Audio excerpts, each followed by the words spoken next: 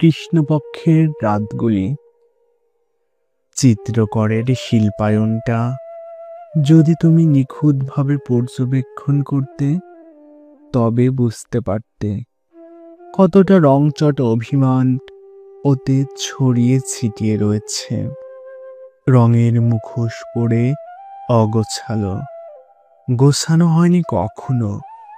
জানো, ঠিক ওই যে, মনে করতে পারছো না তো?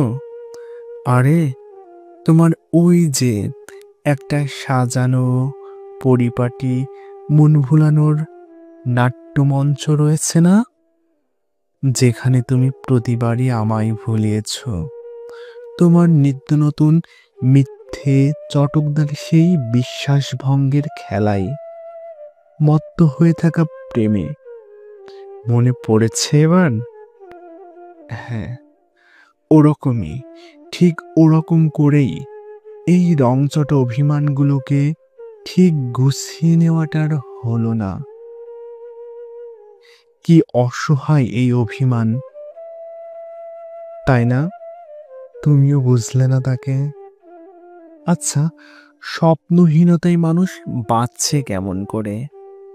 অভিমান নিয়ে কৃষ্ণপক্ষের রাতগুলি কাটে কেমন করে? বিষ নয়নে পৃথিবীর রূপটায় কি তখন বিষ হয়ে ওঠে না? বলো, শ্বাসরোধী হয়ে ওঠে নাকি তখন হাওয়া প্রবাহ? হয় নাকি তখন? আমার তো হয়, তোমার হয় না কখনো?